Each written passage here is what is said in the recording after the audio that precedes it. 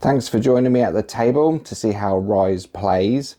There's a lot of tracks in Rise, they all do different things, and there's quite a cool action selection mechanism which we're going to run through today. So in Rise, the core of the game is how to take actions. It's new and interesting, something I haven't seen before in a Euro game. It has event decks and it has action selection cards. The action cards are graduated over 3 decks. And at the start of the game, 6 cards from each deck are left in the box, which adds a bit of variety. So you have action space that costs 0, 1, 2, and 3. And if a player, let's say red, takes his first action, comes in here, he then immediately pays that 1 coin to take that space. The next player that comes along can go to the same space, go to any other space, let's say he goes there for 0. In a 2-player game, what that would do, that would trigger a benefit of a school tile. So the school tile gets flipped, and we'll come to what they do in a bit more detail.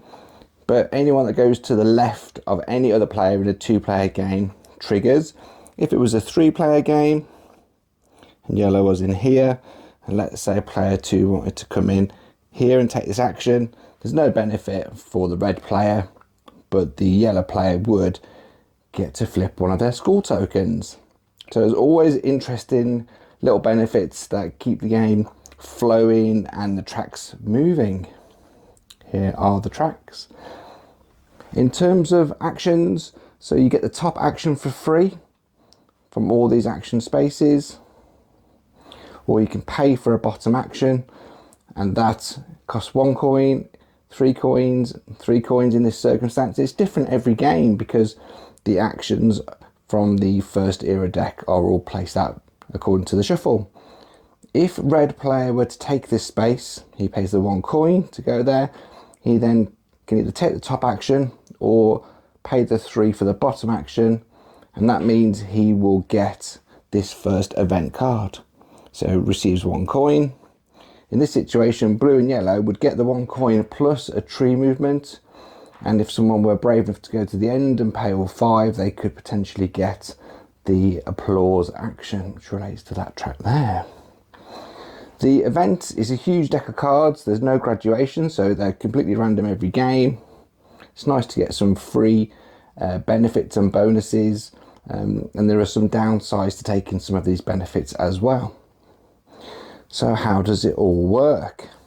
In this situation here, you're looking at this first action card. It relates to the microscope. So the microscope action is over here, the science. So blue and red are going to battle it out.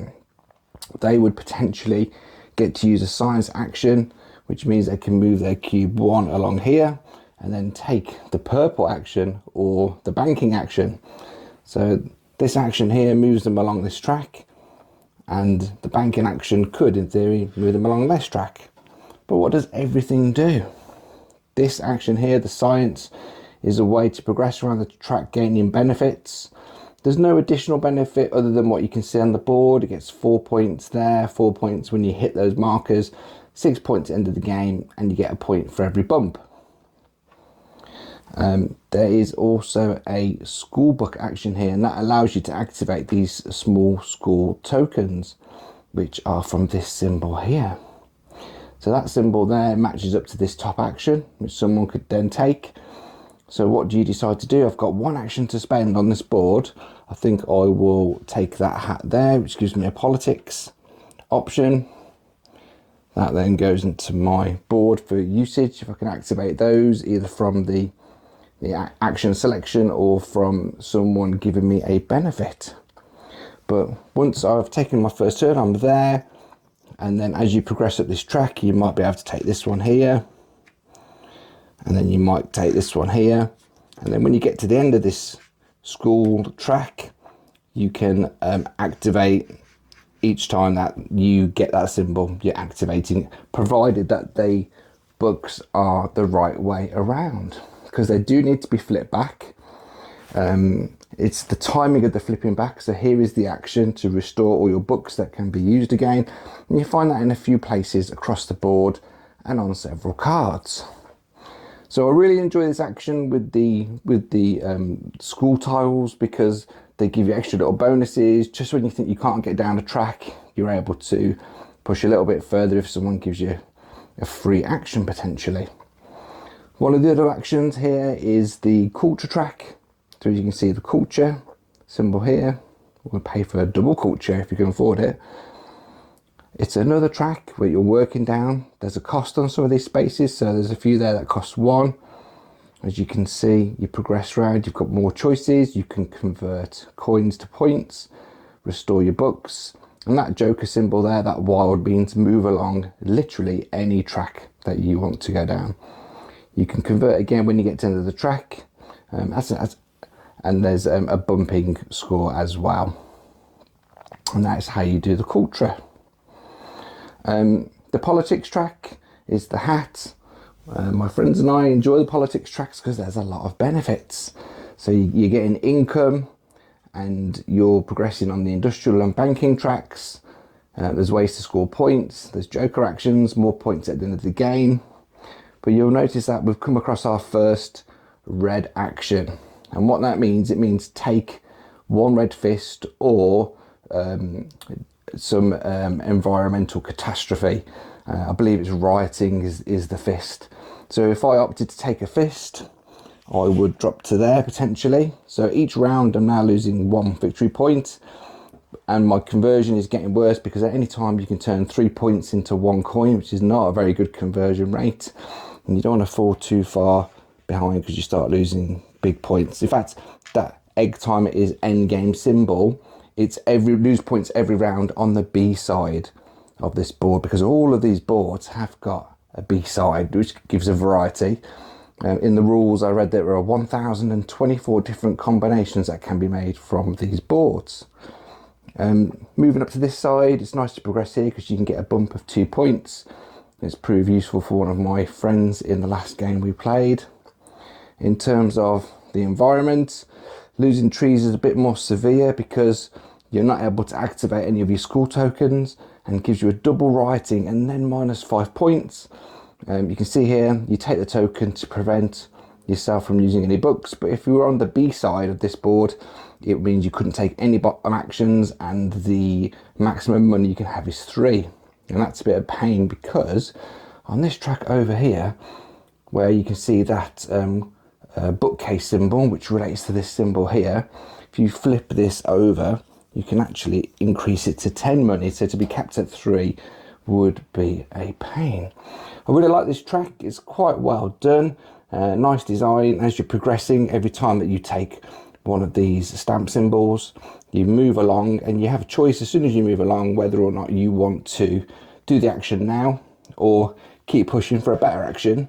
So if I move to there, I've got the option to come back around, and that takes me back to this side. You get the benefit of the actions as you're coming back. So 5 points, a wild, a tree, a coin, or flip my book. I always get a coin there. Restore your school token benefits. So we've done the stamping. We know about science. The culture track's giving lots of cool benefits. You are trying to get more applause, which will offset your rioting as it comes along. The B-sides were a little bit trickier to play.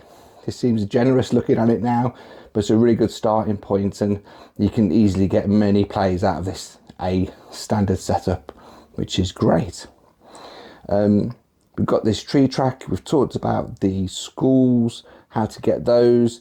They can get flipped anytime that symbol is seen, or anytime someone goes to the left of you in a 2-player or 3-player game, depending on the action. The politics track is good fun, as I mentioned. You can move along this track. You're trying to balance moving everything else and what you're progressing on here.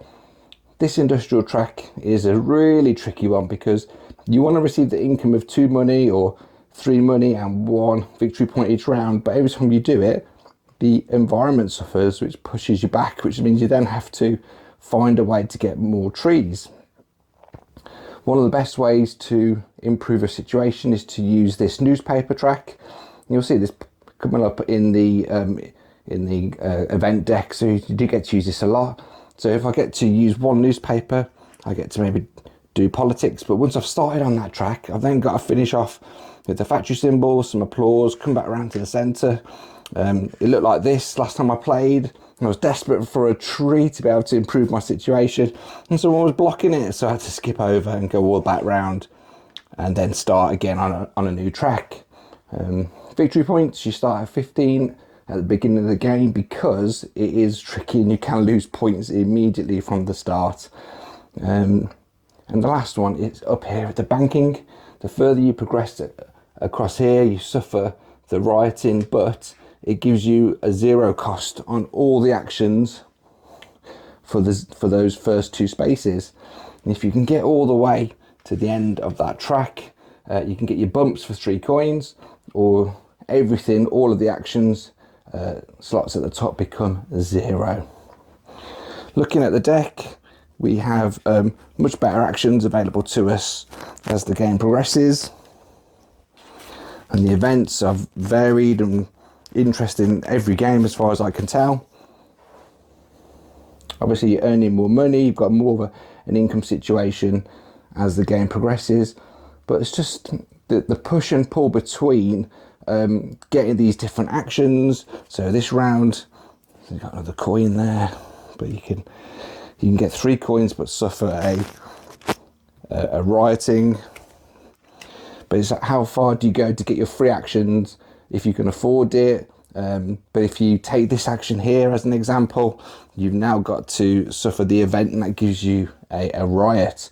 So it's really interesting push and pull between the actions that you want to choose, the free benefits, which tracks that you do want to go up, these sideboards, which are the newspaper, and the score tokens really help with the extra benefits and pushing it a bit further along in every game. But yeah, we enjoyed the variety. If you're into Euro games and you like tracks, definitely check out Rise.